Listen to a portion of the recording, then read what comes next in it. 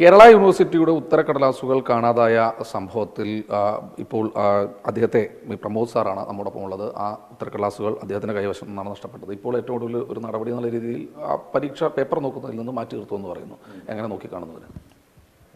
അപ്പോൾ നമ്മുടെ ഭാഗത്തു നിന്ന് നടന്ന ഒരു പിഴവ് എന്തെങ്കിലും ഒരു രീതിയിലുള്ളൊരു ശിക്ഷ നമ്മളത് എന്തായാലും അത് നമ്മൾ സ്വീകരിക്കണം. അപ്പോൾ സർവകലാശാല എടുത്തതിൽ എനിക്ക് അധികം ഇതൊന്നുമില്ല. കാരണം മൂല്യനിർണ്ണയത്തിന് തന്നെ മാറ്റി നിർത്തി എന്നുള്ള ഒരു പിന്നെ അവരെന്നെ ഡീബാർ ചെയ്തു എന്നുള്ള ഒരു വാർത്തയാണ് ഞാൻ ഇന്നലെ കണ്ടത്. പിന്നെ എന്നെ അവർ അങ്ങോട്ട് വരാനും വിളിച്ചിട്ടൊരു പിന്നെ ഫൈനലായിട്ടുള്ള ഒരു ഇതിന് വേണ്ടിയിട്ട്.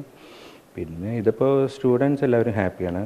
പിന്നെ അവർ ഹാപ്പിയാണെന്നാണ് ഞാൻ അറിയാൻ കഴിഞ്ഞത്. അപ്പോൾ അവർ റിയലി ഹാപ്പിയാണോ നമുക്കറിയില്ല. എന്തായാലും നമ്മുടെ ഭാഗത്തുനിന്നൊരു പിഴവ് വന്നു കഴിഞ്ഞു. അപ്പോൾ ഈ 71 പേപ്പർ എന്ന് പറഞ്ഞു കഴിഞ്ഞാൽ സ്റ്റുഡൻസ് റീ എക്സാമിനേഷൻ എഴുതാം. അവർക്ക് ഒരാഴ്ചക്കുള്ളിൽ എല്ലാ റിസൾട്ട് ഇപ്പോൾ 4th സെമസ്റ്ററിൻ്റെ റിസൾട്ട് വരെ ഇതിപ്പോൾ ഇങ്ങനെ നടന്നിട്ടില്ലെങ്കിൽ ചിലപ്പോൾ ഇത് അടുത്ത ഇവർ 3 കൊല്ലം വരെ ഇത് നീളാനുള്ള ചാൻസ് ഉണ്ട്. ഇവർ ഡിസംബർ 20 അവർ 4th സെമസ്റ്ററിൻ്റെ പിന്നെ പ്രോജക്റ്റ് എല്ലാം സബ്മിറ്റ് ചെയ്ത് കഴിഞ്ഞാണ്. അപ്പോൾ ഇതിപ്പോൾ നടന്നത് കാരണം അവർക്ക് സർവകലാശാല ഉറപ്പ് കൊടുത്തിരിക്കുന്ന കുട്ടികൾക്ക് എന്താണെന്ന് വെച്ച് കഴിഞ്ഞാൽ 4th സെമസ്റ്ററിനുള്ളിൽ 4th സെമസ്റ്റർ വരെയുള്ള റിസൾട്ട് പെട്ടെന്ന് അവർക്ക് കൊടുക്കാമെന്നുള്ള രീതിയിലുള്ളൊരു ഉറപ്പാണ്. കാരണം ഞാൻ നല്ല വിദ്യാർത്ഥി സംഘടനകളായിട്ട് നമുക്കെതിരെ ഒരിക്കലും വിദ്യാർത്ഥികൾ വന്നിട്ടില്ല. SFI ആണെങ്കിലും KSU ആണെങ്കിലും. കാരണം നമുക്കിപ്പോൾ പാർട്ടി ബേസിലുള്ള ഇവർ പറയുന്ന പോലെ പിന്നെ അട്ടിമറിക്കാൻ നമുക്കിപ്പോൾ ഒരു പാർട്ടിക്കാരും ഞാൻ ആരെയും അങ്ങനെ സപ്പോർട്ട്. കാരണം നമ്മുടെ സ്റ്റുഡൻസ് ചിലപ്പോൾ പിന്നെ ഇടതുണ്ടാവും, വലതുണ്ടാവും, BJP ഉണ്ടാവും.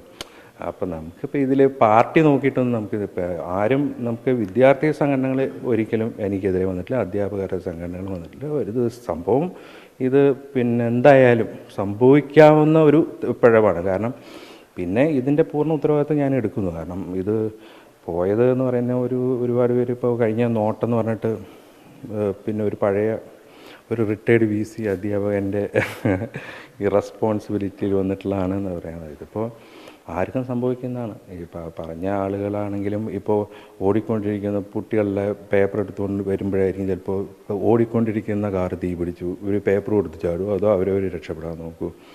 ഇതിപ്പോൾ നമുക്ക് എന്താണെന്ന് വെച്ച് കഴിഞ്ഞാൽ പറയുന്നവർക്ക് ഇങ്ങനെ പറയാം.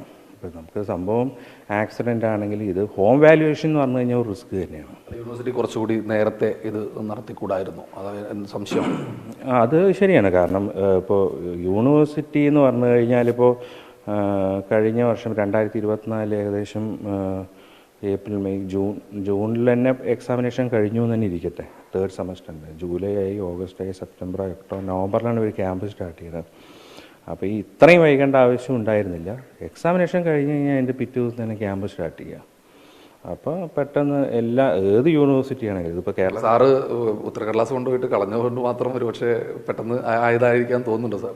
ഏത് ഇവരുടെ ഈ കാര്യങ്ങളൊക്കെ എത്ര പെട്ടെന്ന് തീരുമാനമായി? അതെ, അത് ഞാൻ പറയാം. കാരണം ഇതിപ്പോൾ ഉത്തരക്കടലാസ് എൻ്റെ കയ്യിൽ നഷ്ടപ്പെട്ടില്ല എന്ന് തന്നെ വെച്ചോ. ഇതിപ്പോൾ ഞാൻ ജാനുവരി 13 കൊണ്ടുപോയ റിസൾട്ട് ജനുവരി 13 ഞാൻ പിന്നെ എൻ്റെ കയ്യിൽ നിന്ന് നഷ്ടപ്പെടാതെ യൂണിവേഴ്സിറ്റിയിലെത്തിയ എങ്ങനെ 2015 ഞാനിത് വാല്യൂ ചെയ്ത് ജനുവരി 15 ഇത് ഫുള്ളായിട്ടുള്ള എല്ലാ ഫിനിഷിങ് കഴിഞ്ഞിട്ട് കൊടുക്കും. ഈ 15 ഇതേപോലെ ഇവർ കയ്യിൽ വെച്ചിട്ട് ഇതൊരു മുട്ട പോലെ കുറച്ച് കഴിഞ്ഞ് അത് വിരിയെന്ന് വിചാരിച്ചിട്ട് ഇനി വേണമെങ്കിൽ ഒരു 5-6 മാസം വരെ കയ്യിൽ വെച്ചിട്ട് ഏകദേശം ഈ വർഷം എൻ്റെ ആയിരിക്കും അവരുടെ 4th സെമസ്റ്ററും എല്ലാം കൂടെ. ഇതിപ്പോൾ ഇങ്ങനെ ആയത് കാരണം അവർക്ക് പിന്നെ കുട്ടികൾക്ക് കൊടുത്ത് എക്സാം എഴുതണമെന്ന് മാത്രമേ ഉള്ളൂ. അത്രയേ ഉള്ളൂ. 70. ഇപ്പോൾ അട്ടിമറി എന്നൊക്കെയാണ് മന്ത്രി സംശയം, അർബിന്ദു അടക്കമുള്ള ആളുകൾ സംശയം പ്രകടിപ്പിച്ചു. അതിനെങ്ങനെ നോക്കിക്കാണുന്നു?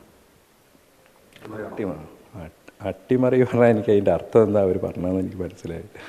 അപ്പം അട്ടിമറി എന്ന് പറയുന്ന ഈ 71 കുട്ടികളുടെ പേപ്പർ വെച്ചിട്ട് നമുക്ക് അട്ടിമറിക്കേണ്ട ആവശ്യമില്ലല്ലോ. പിന്നെ കിട്ടിയ ബണ്ടിലിനെ വേണമെങ്കിൽ അങ്ങോട്ടും ഇങ്ങോട്ടും ഒന്ന് മറിക്കണേനെയാണോ അട്ടിമറി? ഒരു ബണ്ടിൽ കിട്ടുമ്പോൾ നമ്മളിങ്ങനെ ചിലപ്പോൾ വെക്കുമ്പോൾ ഒന്ന് മറിച്ച് വെക്കുക, അത്രയേ ഉള്ളൂ. അതായിരിക്കും ചിലപ്പോൾ ഉദ്ദേശിച്ചതെന്നാണ് എനിക്ക് തോന്നുന്നത്. കുട്ടികളുടെ നല്ല ഭാവി ഉണ്ടാവും എന്നുള്ള പ്രതീക്ഷയാണ്. പിന്നെ ഞാൻ ഓൾറെഡി പിന്നെ പറഞ്ഞിട്ടുണ്ട്, മീഡിയയിലൂടെ തന്നെ ഞാൻ ഒരുപാട് പറഞ്ഞിട്ടുണ്ട്. പിന്നെ അവർക്ക് വേണമെങ്കിൽ ഓൺലൈൻ ക്ലാസ്സോ അങ്ങനെ എന്തെങ്കിലും കുറച്ച് ഡിലേ. കാരണം ഈ സിലബസ് തന്നെ ഏകദേശം ഒരു പിന്നെ ജാമ്പവാൻ്റെ പ്രായമുണ്ട്. ഒരുപാട് പിന്നെ ശരിക്കും പറഞ്ഞു കഴിഞ്ഞാൽ അതിൻ്റെ റെലവൻസ് ഇല്ലാത്തൊരു സിലബസ്. പ്രോജക്റ്റ് ഫിനാൻസ് എന്ന് പറഞ്ഞു കഴിഞ്ഞാൽ എന്താണ്, ഒരു ബിസിനസ്സിനെ എങ്ങനെ നമ്മൾ ഫൈനാൻസ് ചെയ്യണം, അത് മനസ്സിലാവും. ഒരു ബിസിനസ് സ്റ്റാർട്ട് ചെയ്യുമ്പോൾ നമ്മളെങ്ങനെയാണ്. പക്ഷേ ഇവരുടെ സിലബസ് എന്ന് പറയുന്നത് യാതൊരു അങ്ങനെ ബന്ധമില്ല എന്നുള്ളതല്ല, ഒരു സ്ട്രക്ചർഡല്ല. നമ്മൾ പഠിപ്പിക്കാൻ തയ്യാറാണ്, വേണമെങ്കിൽ ആവശ്യം വേണമെങ്കിൽ തയ്യാറാണ്. കാരണം എന്താണെന്ന് വെച്ച് കഴിഞ്ഞാൽ നമുക്ക് തന്നെ ചില മോഡ്യൂൾസ് എടുത്തിട്ട് നോക്കുന്ന സമയത്ത് ഗൂഗിളിൽ പോലും ഇല്ലാത്ത പിന്നെ ഇതിൻ്റെ എക്സ്പാൻഷനും അതും ഇതും ഒക്കെ. അപ്പോൾ കുറച്ചുകൂടെ സിലബസും കൂടെ കുറച്ചുകൂടെ ഒന്നും നല്ല ഒരു ഇതിലേക്ക് കൊണ്ടുവരികയാണെങ്കിൽ പിന്നെ കുഴപ്പമൊന്നുമില്ല. ഇത് ഇപ്പോൾ പിള്ളേർക്ക് ഇതിപ്പോൾ പഠിക്കുക, ഇതിനിപ്പോൾ ഒരു പ്രത്യേകിച്ചൊരു ആൻസർ ഇല്ല. ഈ സബ്ജക്റ്റ് എഴുതാൻ കുട്ടികൾക്ക് ഏറ്റവും ഇത് പഠിക്കാതെ തന്നെ വേണമെങ്കിൽ എഴുതാം. കാരണം എന്താണ്, ഇപ്പം നമ്മളൊരു ബിസിനസ് സ്റ്റാർട്ട് ചെയ്യാൻ അതിൻ്റെ ഫീസിബിലിറ്റി സ്റ്റഡി ചെയ്യണം. ഇത് വിജയിക്കുകയോ ഇല്ലയോ, അതിൽ എക്കണോമിക്, ഫൈനാൻഷ്യൽ, അങ്ങനെ ഇത് എത്ര കാലം കൊണ്ട് നമുക്ക് പേ ബാക്ക് ചെയ്ത് കിട്ടും, നമ്മളൊരു ഫണ്ട് ഇൻവെസ്റ്റ് ചെയ്യുന്ന ടൈമിൽ നമുക്ക് എത്രത്തോളം അത് പേ ബാക്ക് ചെയ്യുക, അങ്ങനെയുള്ള ക്യാപിറ്റൽ ബഡ്ജറ്റിംഗ് ഡിസിഷനും അങ്ങനെ കുറച്ച്, പിന്നെ എവിടുന്ന് ഫണ്ട് റൈസ് ചെയ്യുക, long term fund, short term fund, അത്രയേ ഉള്ളൂ. ഇത് ശരിക്കും പറഞ്ഞു കഴിഞ്ഞാൽ ഒരു ബിസിനസ് ചെയ്യുന്നൊരു കുട്ടിക്ക് പെട്ടെന്ന് എഴുതാൻ പറ്റും. പിന്നെ കുട്ടികളുടെ അടുത്ത് എനിക്ക് പറയാനുള്ളത് എന്താണെന്ന് വെച്ചാൽ കുറച്ച് പഠിച്ച് നന്നായിട്ട് എഴുതുക.